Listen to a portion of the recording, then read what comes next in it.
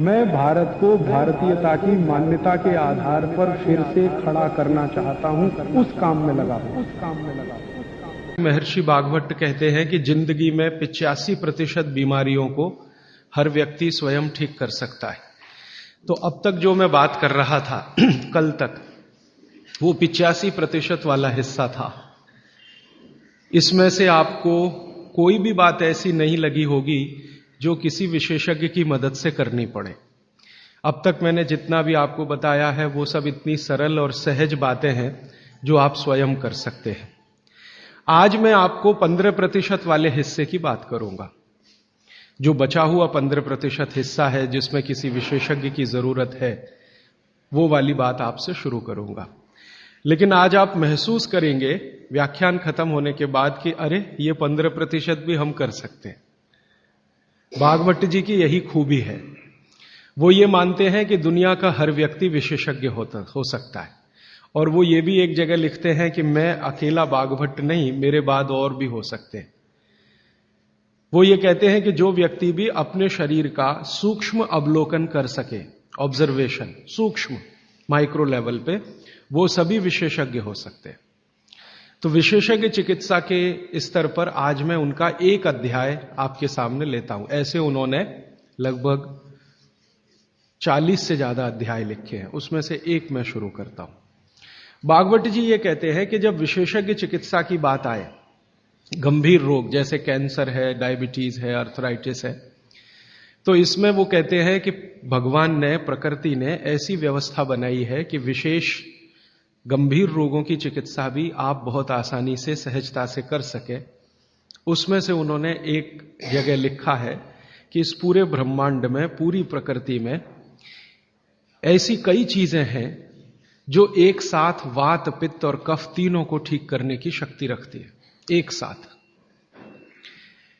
बहुत कम चीजें ऐसी हैं प्रकृति में जो वात, पित्त, कफ तीनों को एक साथ ठीक रखें। कुछ चीजें ऐसी हैं जो वात को अच्छा रखेंगी, कुछ चीजें ऐसी हैं जो पित्त को अच्छा रखेंगी, कुछ चीजें ऐसी हैं जो कफ को अच्छा रखेंगी। वात को अच्छा रखने वाली सबसे अच्छी चीज जो आपके घर में है वो है तेल। तेल, तेल वो जिसमें आप सब्जियां बनाते हैं, तेल वो जिसमें आप सब्जियां बनाते हैं। तो सबसे अच्छी चीज वो बोलते हैं कि तेल है, जो वात को हमेशा समभाव में रखता है, समानता में रखता है, वात को बढ़ने नहीं देता।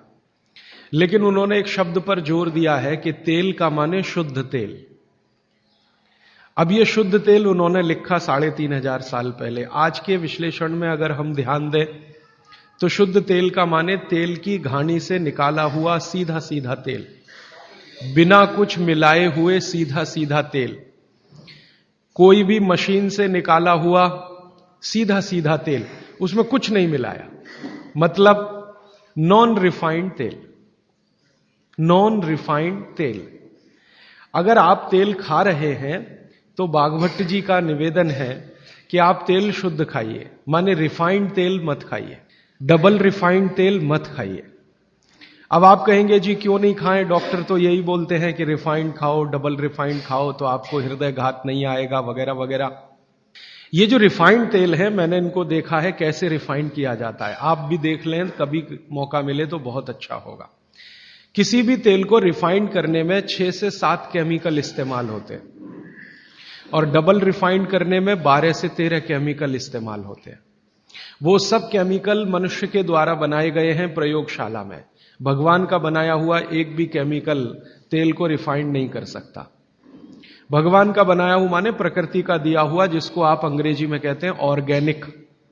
ऑर्गेनिक एक भी केमिकल नहीं है जो तेल को साफ कर सके, एक भी केमिकल दुनिया में नहीं। जितने भी केमिकल तेल को साफ करने के लिए उपयोग किए जाते हैं वो सब इनऑर्गेनिक है, और इनऑर्गेनिक केमिकल ही दुनिया में जहर बनाते हैं और उनका कॉम्बिनेशन जहर की तरफ ही लेके जाता है।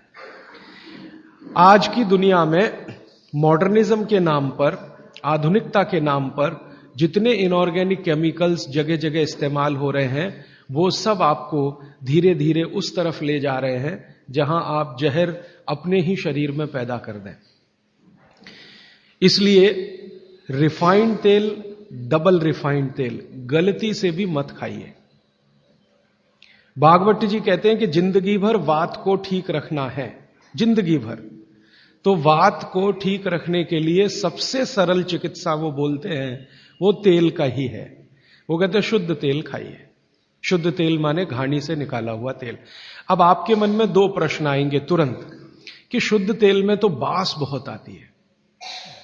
हां, सीधा प्रश्न। दूसरा प्रश्न आएगा जी शुद्ध तेल बहुत चिपचिपा होता है, गाढ़ा होता है, चिपचिपा होता है और बास अलग से आती है।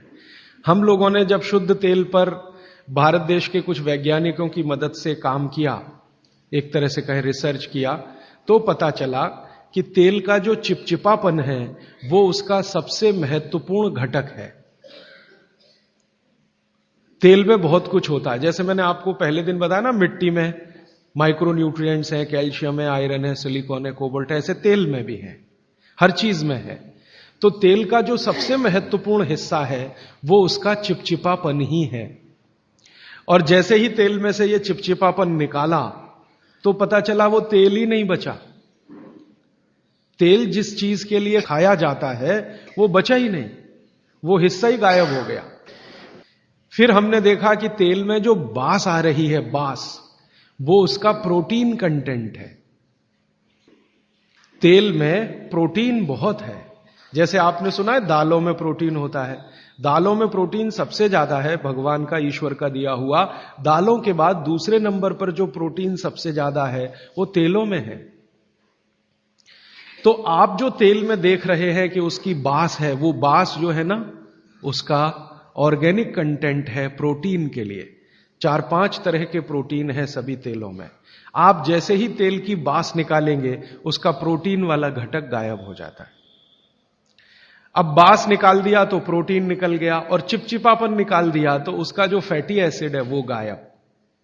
अब ये दोनों ही चीजें गायब हो गई तो तेल नहीं रहा, वो पानी है एक तरह से। इसलिए भागवत जी ने सूत्र लिखा कि जिंदगी भर वात की चिकित्सा अगर आपको करनी पड़ जाए तो बेहतर है कि आप शुद्ध तेल खाएं तो वात की चिकित्सा ही ना करनी पड़े। और मैंने आपको सबसे पहले दिन बताया था कि दुनिया में सबसे ज्यादा रोग वात के ही हैं, सबसे ज्यादा रोग। ये घुटने दुखना से लेकर कमर दुखना, हड्डियों में दर्द, ये वात के तो रोग है ही। सबसे खतरनाक वात का रोग है हार्ट अटैक, हृदयघात। सबसे खतरनाक बात का रोग है पैरालिसिस।